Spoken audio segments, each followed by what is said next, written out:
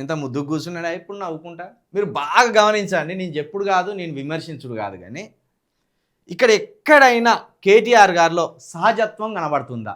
నిజంగా సహజంగా నవ్వుతున్నాడు కేటీఆర్ గారు, సహజంగా అక్కడున్న మహిళలతోటి కలిసిపోయిండు, సహజ సిద్ధంగా ఆయనలో ప్రేమ అనురాగాలు పొంగుకొచ్చి ప్రజలతోటి కలిసిపోతున్నాడు అనేది అసలు అనిపిస్తుందా? ఆయన ముఖం కావచ్చు, ఆయన నవ్వు కావచ్చు, మొత్తం ఆర్టిఫిషియలే, మొత్తం ఆర్టిఫిషియలే.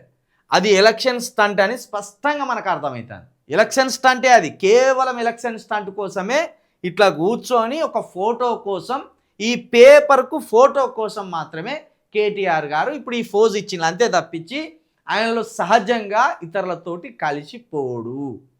ఒకవేళ ఇతరులతోటి కలిసిపోయినట్టు ఆయన నటించిన అది 4 ఓట్ల కోసమే తప్పించి స్వతహాగా ఆయనలో మానవత్వ కోణం ఉందని మాత్రం ఎట్టి పరిస్థితిలా అనుకోకూడదు.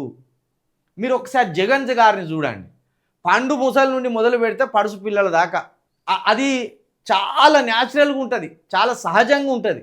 ఇవన్నీ కేటీఆర్ గారికి సూట్ కాని వ్యవహారాలు ఇవి. నువ్వు ఇంకెన్ని చేసిన కేటీఆర్ గారు, నీకు ప్రజల దగ్గర చొచ్చుకపోయే విధానం రాదు, నీకు కార్యకర్తలతోటి కలివిడిగా ఉండే విధానం రాదు. అది ఏదో నేను వ్యక్తిగత ద్వేషంతోటో నేను విమర్శించడానికో చెప్తలేను, మీ కార్యకర్తలు రోజు మాట్లాడుకునేది. ఎందుకంటే బీఆర్ఎస్లో ఉన్న అనేక మంది లీడర్లతోటి, అనేక మంది కార్యకర్తలతోటి నాకు మంచి పరిచయం ఉన్నది కాబట్టి చెప్తున్నా. బీఆర్ఎస్లో ఉన్న ఏ లీడర్ని కదిలించిన, నువ్వు 90% లీడర్స్ని ఎవరిని కదిలించిన, కేటీఆర్ గురించి చెప్పగానే వాళ్ళ ముఖ కవలికలు మారిపోతాయి. ఆయన గురించి చెప్తావా ఇక అన్నట్టు ముఖ కవలికలు మారిపోతాయి. కాబట్టి ఇదంతా ఎలక్షన్ స్టంట్ కోసమే, ఈయనను చాలా ఎట్లా కలిసిపోతారు తెలుసా ప్రజలతోటి అన్నట్టు చూపించడానికి రాసుకొచ్చింది. గిదే నెమ్మది, గిదే ఆప్యాయత కార్యకర్తలతో చూపించవచ్చు కదా. మరి రోజుకో 100 మంది కార్యకర్తలను కలవచ్చు కదా, మరి అదెందుకో చేయవు? ఒక్క కార్యకర్తను రాని ఎవడన్నా ఆపత్తో ఇంటి కురికితే తలుపులు మూసే ఉంటాయి. ఏ కార్యకర్త పోయినా తలుపులు మూసే ఉంటాయి. ఒక మాదిగొల్ల పిల్లగాడు గుండె మీద కేటీఆర్ అని కొట్టించుకున్నాడు, 2 సార్లు కేటీఆర్ కోసం జైల్లో పడ్డాడు.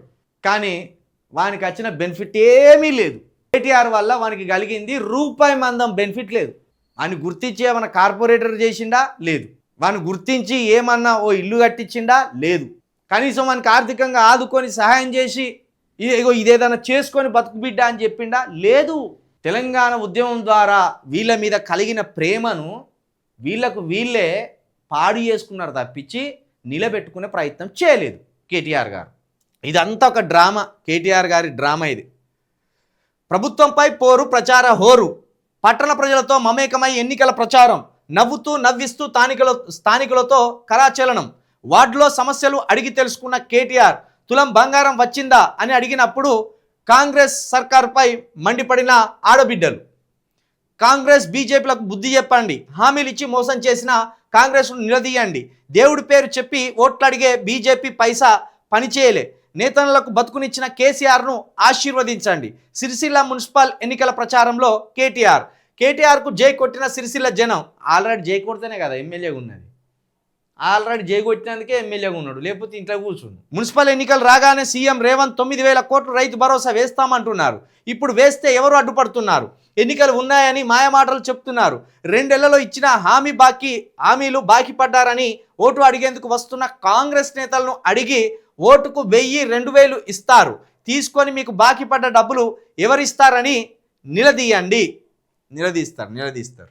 నిన్ను నమ్మి ఎత్తారు కానీ ఓట్లు.